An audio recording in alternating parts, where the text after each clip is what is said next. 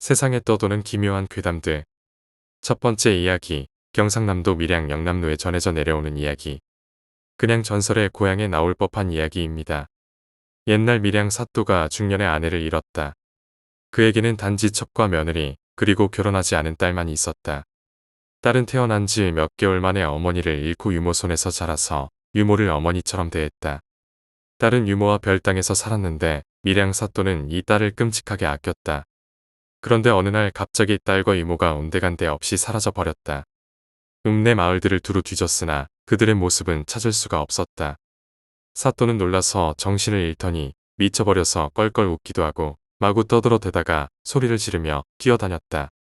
이에 부득이하게 사또직을 그만두고 서울로 돌아왔는데 그 때문에 얼마 지나지 않아 세상을 떠났다. 그런데 그 후 밀양 사또가 된 자들은 부임하는 그날 모두 죽었다.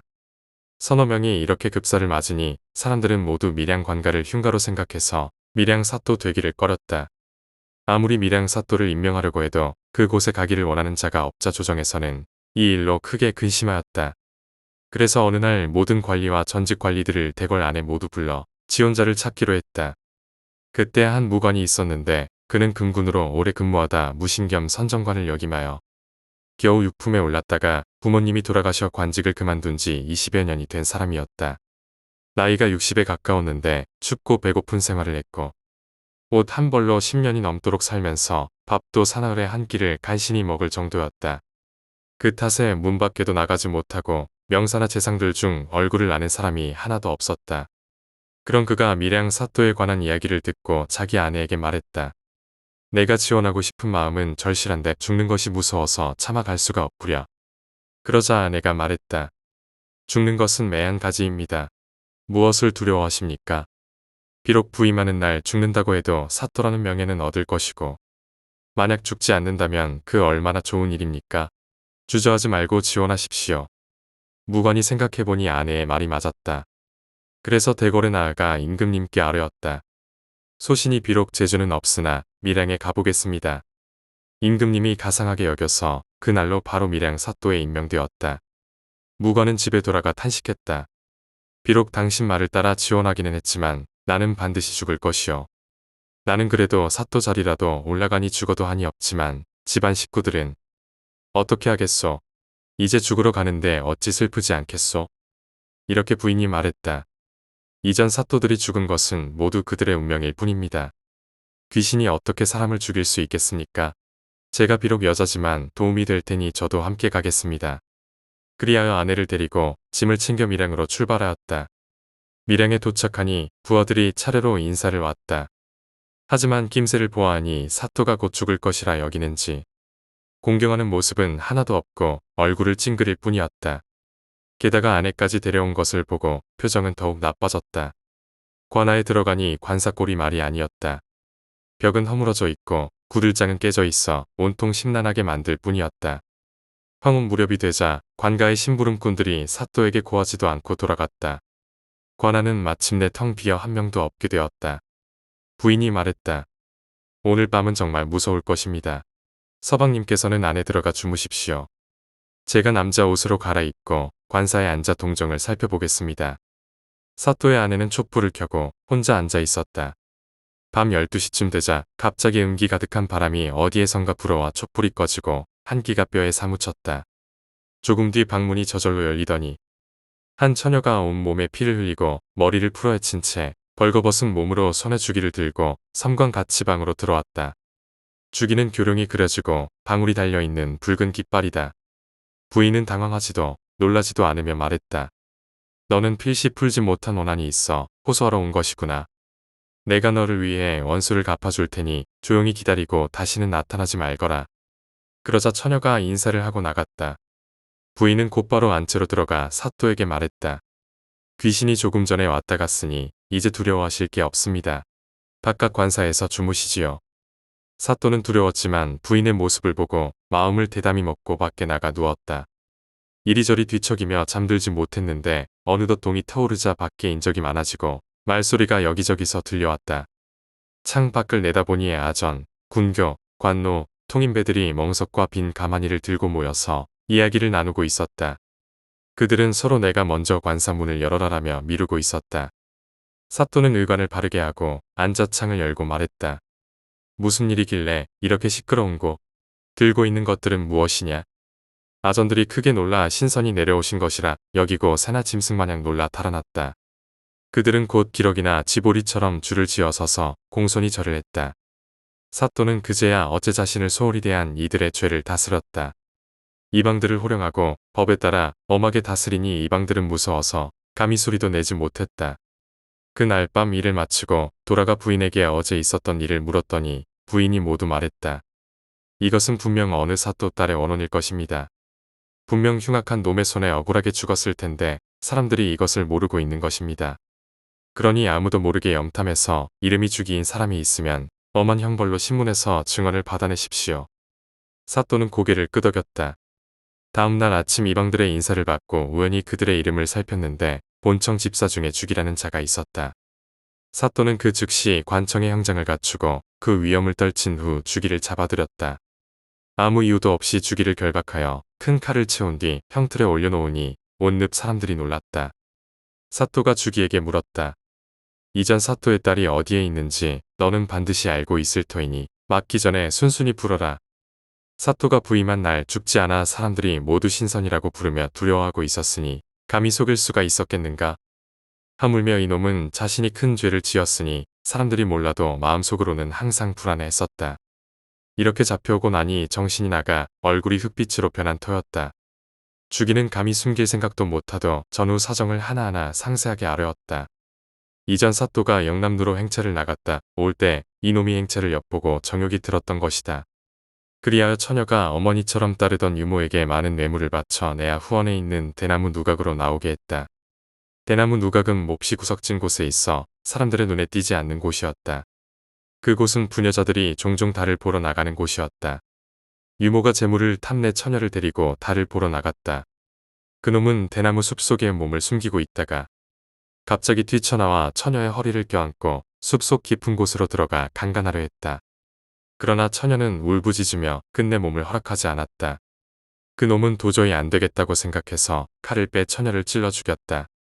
또 입을 막기 위해 유모까지 죽이고 담을 넘어가 관가 뒷산에 안매장했던 것이다. 그리하여 여러 해가 지나도록 이 사건의 진상을 아는 이가 아무도 없었다. 증언을 들은 사또는 정식으로 가명해 이 사건을 보고했고 그 날로 주기를 때려 죽였다. 처녀의 시체가 묻힌 곳을 파보니 얼굴색이 살아있는 것 같았고 여기저기 핏자국이 낭자했다. 사또는 의복과 관을 갖춰 제대로 시신을 수습하고 본가에 연락을 했다. 그리고 시체를 들고 나가 선선 앞에 장례를 지낸 뒤 대나무 누각을 부숴버리고 대나무 숲을 베어버렸다. 그리하여 읍이 드디어 안정을 찾았고 사또가 신통하다는 칭송이 전국에 떠들썩했다. 이후 사또는 변방의 방어사와 병사, 수사를 옮겨다니다 평안도 통제사까지 이르렀다. 어디를 가던 밀양에서의 소문이 함께 따라다녀 명령하지 않아도 부하들이 알아서 일하고 예를 갖춰 편하게 잘 다스렸다고 한다. 두 번째 이야기, 미인. 미인은 한 남자의 품에 안겨 영화를 보고 있었다. 밀폐된 공간이었고 단둘이었다. 한껏 교태를 부리며 남자에게 안겨들어 보았지만 모델이 아닐까 싶을 정도로 매력적인 남자는 싱긋 웃고는 미희의 머리를 가볍게 쥐어박았다. 이러려고 비디오방 오자고 한 거야. 울상을 지으며 소리쳐 보았지만 남자는 말없이 스크린으로 고개를 돌렸다. 성인 영화를 보자는 미희의 제안을 거절하고 그가 선택한 비디오는 맨 프롬 어스라는 영화였다. 동료들에게 이별을 고하고 자신이 1만여 년간을 살아온 생명체라고 설명하는 남자가 주인공이었다. 흥미로운 SF 영화였지만 지금 미희에게 관심사는 그의 옆자리에 있는 민지원이었다. 힘겨운 수능을 성공적으로 마치고 대학에 진학한 미희는 신입생 오리엔테이션 때부터 과선배들과 같은 나이의 동기들의 관심을 모조리 빼앗아갈 정도의 미인이었다. 하지만 그녀는 요지부동이었다. 여자 다루기에서는 모두 한가락한다는 대학교 내의 플레이보이들이 한 번씩 그녀에게 대시를 해보았지만 돌아오는 건 차가운 거절이었다. 첫눈에 반하는 남자가 아니면 절대 사귀지 않을 거야. 미희의 여자친구들로부터 단단한 엄포를 전해들은 남자들은 모두 어깨를 늘어뜨리고는 포기했다. 그 후 대학교 2학년이 될 동안 미희에게 접근해오는 남자는 기하급수적으로 줄었다. 매년 들어오는 신입생들만이 눈을 빛냈다. 선배, 저랑 커피 한 잔. 미안, 레포트 써야 해서. 하지만 그들도 예외는 아니었다. 대학 내에 잘생겼다는 모든 남자들이 두 발 두 손 다 들어버린 그녀. 그런 그녀가 한 남자를 좋아하고 있다는 소문이 퍼졌을 때 그들은 모두 깜짝 놀랐다. 미희는 자신에게 수도 없이 다가오는 남자들이라면 질리도록 겪어보았다. 중학교 시절에 풋내나는 남자들에서부터 고등학교에 이르러 제법 남자다운 면모를 보이는 사내들까지. 대학교에 와서는 캠퍼스 내 열애담에서 그녀가 빠진 적은 한 번도 없었다. 하지만 셀 수 없이 많았던 남자들 중에서 그녀의 맘에 드는 남자는 단 한 명도 없었다. 그 때문에 그만한 미모를 지닌 그녀는 아직까지 순결을 유지한 처녀였다. 그랬던 그녀가 한 남자에게 첫눈에 반한 것은 한 커피숍에서였다. 흔히 그렇듯 아르바이트를 하기 위해 찾은 커피숍에는 그날 하루 커피숍 일을 익힐 겸 예비 알바를 하던 그녀에게 그가 보였다. 아늑하게 꾸며진 커피숍 내부로 문을 열고 들어오는 한 남자. 커피숍에서 지급하는 아르바이트생의 앞치마를 메고 있었다. 피곤해 보이는 얼굴은 놀라울 정도로 수려했고 마른 듯하지만 단단해 보이는 몸이 이채로웠다. 못되어도 185는 될 법한 호리호리한 장신의 남자였다. 수많은 남자들을 접하고 보아온 그녀지만 분명 그를 처음 본 순간 심장박동이 빨라지는 걸 느꼈다. 안녕하세요. 남자는 피곤해 보이는 얼굴로 살짝 웃어 보이고서는 말했다. 새로 들어오셨나 봐요. 심장이 점차로 세차게 뛰었다. 얼굴이 뜨거워졌다. 미희는 이런 순간이 처음이었다. 언제나 두근거리고 할 말을 찾지 못했던 것은 그녀를 앞에 둔 남자들이었지 그녀가 아니었으니까. 간신히 대답했다. 네, 오늘 들어왔어요. 남자는 고개를 갸웃하고는 다시 대답했다. 정말요? 앞으로 잘 부탁드려요. 이름이. 미희는 고개를 푹 숙였다. 박미희요. 남자가 웃었다. 저는 민지원이라고 부르세요. 미희는 집에 돌아와서도 멍한 상태를 벗어나지 못했다. 민지원이라고 말하며 그가 웃는 모습이 계속해서 떠올랐다. 아이러니하게도 그녀가 그동안 차버렸던 수많은 남자들에 대해 미안한 감정도 느껴졌다. 그들도 날 보며 이런 감정을 느꼈을까? 친구들과 여행 가기로 한 돈을 모으기 위해 대충 한 달을 메우고 나올 생각이었던 가게였다. 하지만 미희는 그러지 못했다. 민지원은 바리스타였다. 그의 솜씨는 매우 좋았다. 근방에 출근하는 모든 직장인들은 덕분에 이 커피숍으로 왔고 거기에 상당수가 여자인 것은 항상 미희가 가지는 불만이었다.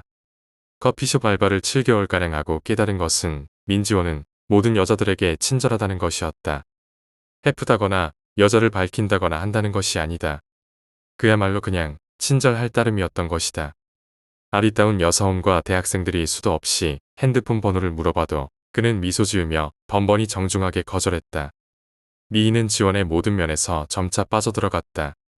외모만 가지고는 그녀를 사로잡을 수 없었다. 지원은 확실히 무언가 있었다. 어느 대학교를 나왔냐고 물어봐도 웃으며 대답해주지 않고 고향과 나이를 물어봐도 대답해주지 않았다. 다만 책을 좋아하던 그녀가 바에 앉아 책을 읽을 때마다 책의 줄거리와 작가의 사상 그리고 문장의 뜻한 바를 정확히 짚어내는 머리로 볼 때 절대 그가 지적이지 않은 것은 아니었다. 그녀와 대화가 통하지 않는 것도 아니었다. 항상 그녀가 꺼내는 화제의 몇 수와 앞을 파악해냈으며 상당히 풍부한 상식을 가지고 있었다. 무엇라고 해야 할까? 그가 가지고 있는 그것은 지칭하기 힘들었다. 부드러운 카리스마, 결단력이 뛰어나 논유함 있긴 있었다. 마치 인생을 거진 살아낸 늙은이의 연륜 같은 무언가가. 비오는 늦은 저녁, 손님이 아무도 없는 시각 지원은 손수 만든 카푸치노 커피를 미희에게 내밀었다. 멋진 솜씨였다. 라떼아트로 꾸며진 잔 위에 하트. 밀크와 크림으로 만들어낸 인위적인 사랑의 표식이다. 미희는 자신도 모르게 가게가 끝나고 잠시 같이 있지 않겠냐고 물었다. 지원은 미소 지으며 그러겠다고 했다. 그것이 미희에 대한 관심일까? 아니면 단순한 친절함일까? 그녀는 오늘 밤 지원을 자신의 남자로 만들겠다고 마음먹었다. 그게 지금의 결과였다. 상념을 끝낸 미희는 조그맣게 한숨을 쉬었다. 그런 미희의 마음을 아는지 모르는지 지원은 옆에서 영화에만 몰두해 있었다. 맨프로머스는 거의 끝이 났다. 지원과의 데이트에 흠을 남기기 싫었던 그녀는 그가 자신이 이미 본 영화를 보겠다고 꺼내들었을 때도 모르는 척했다. 맨프로머스는 미희가 이미 본 영화였다. 그때였다. 미희야. 대뜸 조용히 퍼지는 지원의 목소리. 웬일인가 싶어 고개를 돌린 미희는 지원이 정색하여 자신을 바라보는 것을 보고 말했다. 왜 불러? 지원은 말 한마디도 없이 가만히 그녀를 바라보았다. 어둠 속에서 그녀만을 주시하는 하얀 눈동자 두 개가 갑자기 섬뜩해 보였다. 분명 좋아하는 사람의 눈동자인데 오싹하게 소름이 돋는다. 미희는 자신도 모르게 눈을 피했다. 너 저 영화 봤지? 미희는 깜짝 놀라 대답했다. 응. 왜 못 본 척 했느냐 따질 줄 알았던 그녀는 아무 말 없이 있었다. 저 주인공 말야 흥미롭지 않니? 이건 무슨 소린가 싶어서 어리둥절하던 그녀는 재빨리 맞장구를 쳤다. 맞아. 정말 흥미롭지. 유전자가 자가 변이를 통해서 1만여 년을 산 남자라. 난 가끔 저 영화의 작가가 천재가 아닐까 해. 그렇지? 지원은 눈을 번뜩이며 스크린을 보았다. 만약 1만여 년을 산 남자가 정말 세상 속에서 우리들과 섞여 있다면 어떨까? 응. 그 남자는 저 영화처럼 단순히 무한한 수명을 받은 것에 그치지 않고 정말 특별한 유전 변이를 거쳤어. 아마 지구상에서 단 한 명뿐일 거야. 만약 그런 사람이 있다면 어떨 것 같아? 미희는 갑자기 지원이 저런 질문을 하는 것이 의아했으나 보다 많은 말을 나누게 된 것이 좋았다. 글쎄, 있다면야 한번 만나보고 싶은걸. 그런데 갑자기 왜? 지원은 다시 뚫어져라 그녀를 바라보며 말했다. 그럼 그 사람이 만약 너에게 도움을 필요로 한다면? 미희는 비명을 질렀다. 지원의 입가가 양입꼬리부터 길게 갈라지며 열렸다. 마치 물풍선이 찢어지던 순식간에 엄청나게 부풀어 오른 머리는 커다랗게 아가리를 벌렸다. 침이 물처럼 흘러내렸다. 가로로 쪼개져 벌려진 입 사이로 무수한 이빨들이 돋아있는 것이 보였다. 배가 고파. 비명은 잠시였다. 추악. 미희의 머리가 단숨에 사라졌다. 목에서 피가 분수처럼 솟구쳤다. 얼굴은 이제 침 대신 피를 흘리며 우물우물 그것을 씹어먹었다. 고무튜브 속을 무엇인가 억지로 비집고 들어가는 소리와 함께 그것은 입안에 든 것을 꿀꺽 삼켰다.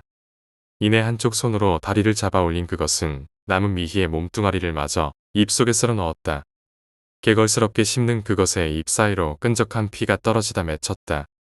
한 여자를 먹어버린 그것은 만족스럽게 트림했다. 긴 혓바닥을 꺼낸 그것은 피가 튄 TV 화면과 가죽 침대를 핥았다. 한 차례의 식사를 끝낸 지원은 다시 여자를 끌어들이는 마약 같은 모습으로 돌아갔다. 수려한 외관은 아름다웠다. 어느 시대건 미인이 더 맛있더군. 몇 년간은 배고플 일이 없겠어. 지원은 가볍게 웃으며 문을 열고 나갔다. 세 번째 이야기, 취사장 괴담. 어린 시절 가위는 단 한 번도 눌리지는 않았지만 그 당시에 흔히 사람들이 귀신이라고 부르던 이상한 현상을 자주 겪었기에 그 존재는 어느 정도 믿고는 있었다. 세상은 아직도 설명할 수 없는 일들이 한 사건을 계기로 나에겐 다신 그런 일들이 일어나지 않아 지금은 완전히 해방된 기분이다. 내가 군대에 있을 때의 이야기이다. 다들 군대에는 귀신들이 많이 있다고들 한다. 어느 정도 동감한다. 성인이 되어서 내가 본 귀신만 2번이다. 그중 2번이 다 군대에 있을 때다. 첫 번째, 이등병 시절 아침 기상 후 모두 구보하러 나간 와중에 선임의 심부름으로 혼자 재빨리 내무실로 뛰쳐들어 간 적이 있다. 텅 빈 내무실은 이상하리만큼 조용하고 음산했다.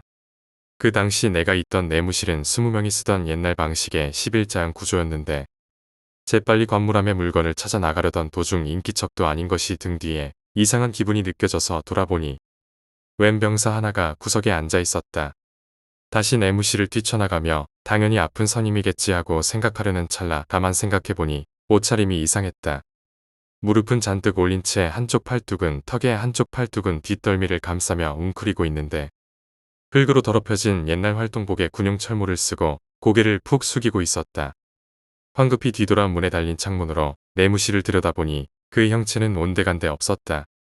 두 번째, 선임의 경험담.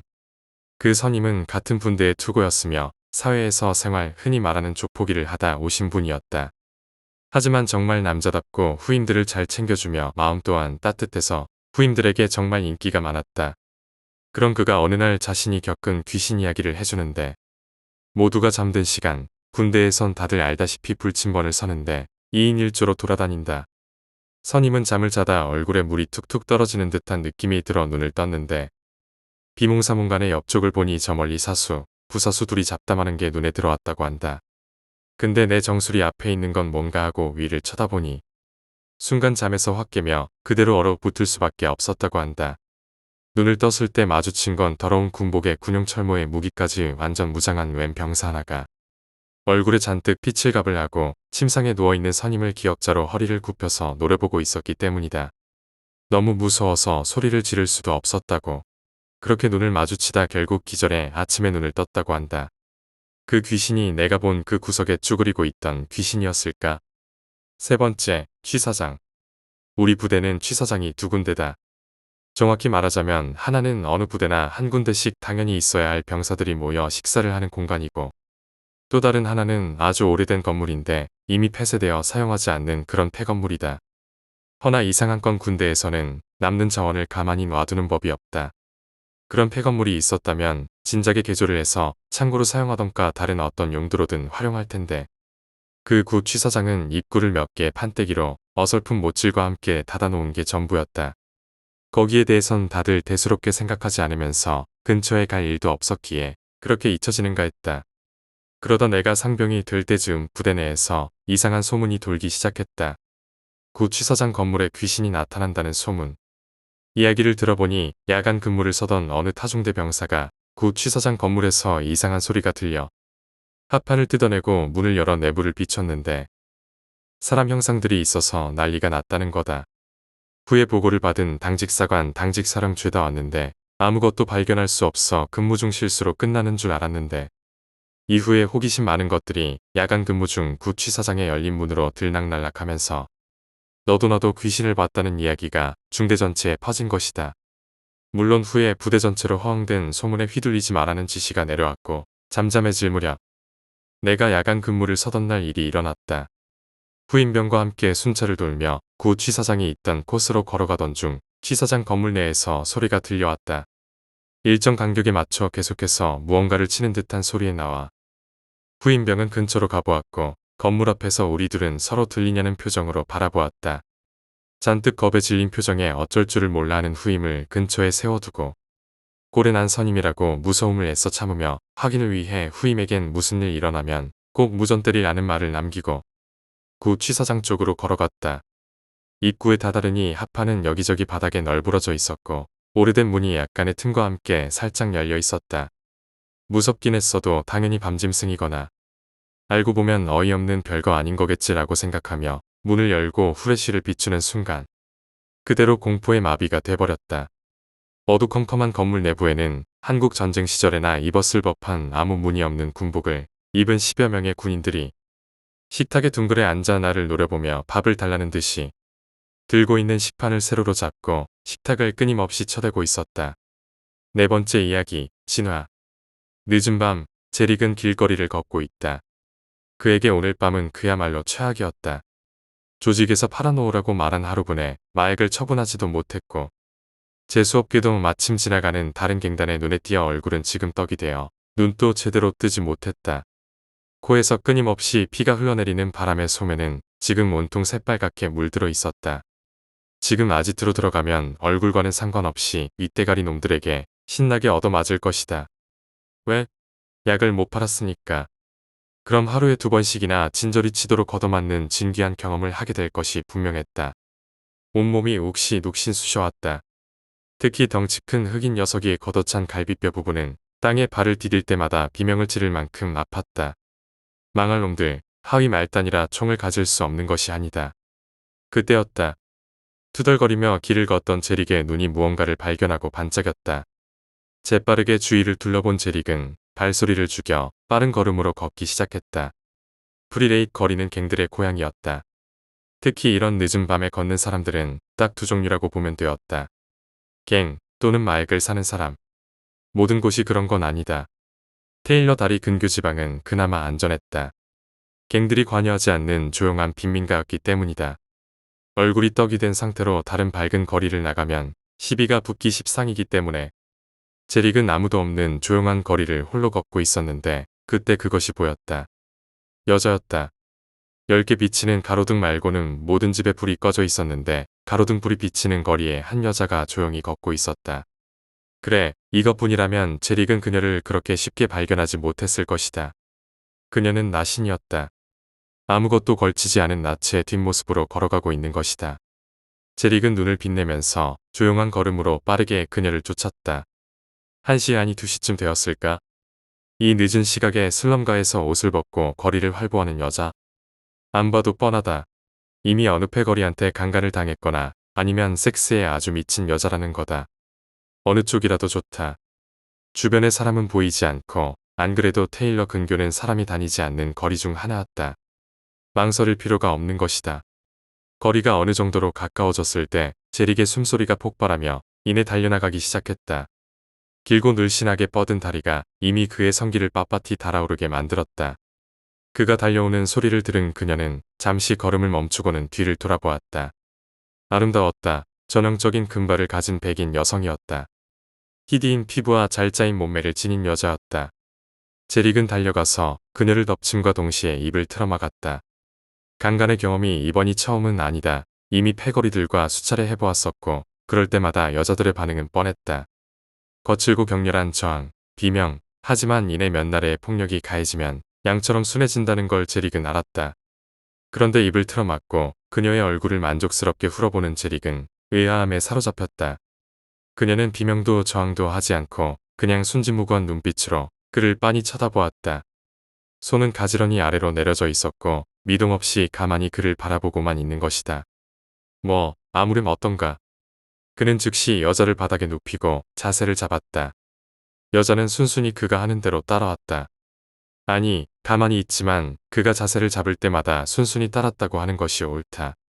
제릭은 이내 바지를 벗어버리고는 자신의 약물을 그녀에게 삽입했다. 신음은 없었다.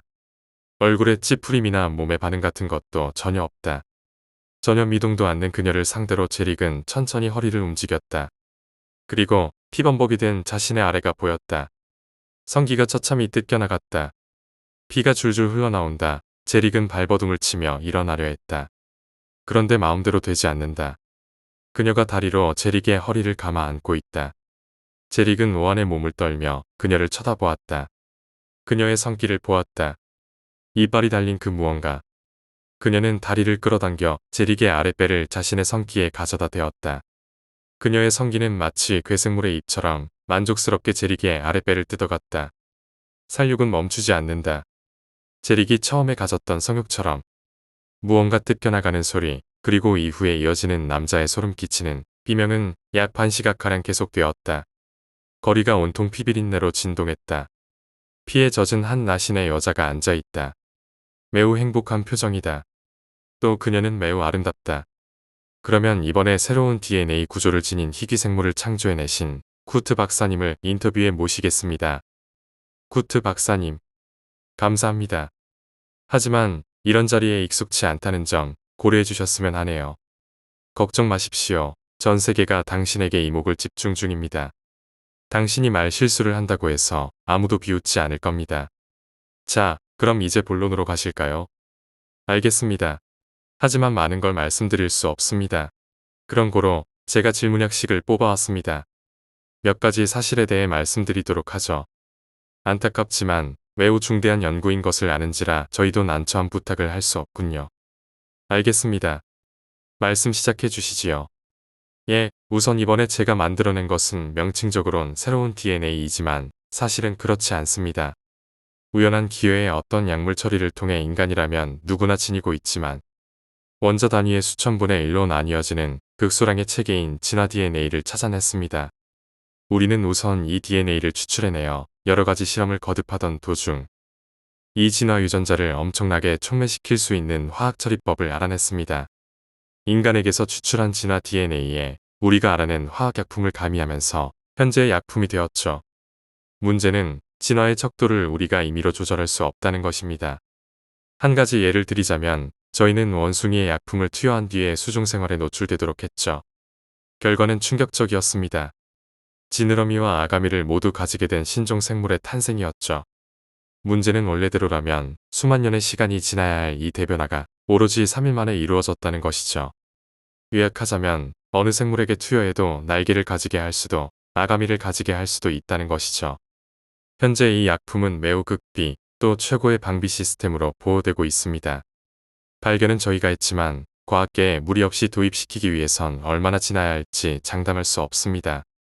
한 방울의 약물이 어떤 파장을 불러올지 알 수가 없으니까요.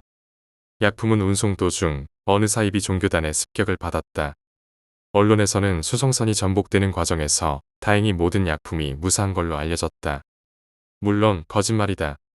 한 꼬마 아이가 땅에 떨어진 유리 캡슐 내부의 찰랑이는 맑은 물을 주워들었다. 아무 생각 없이 집에 키우는 개미 지옥에다 액체를 주워버렸는데 다음날 화분은 비어 있었다.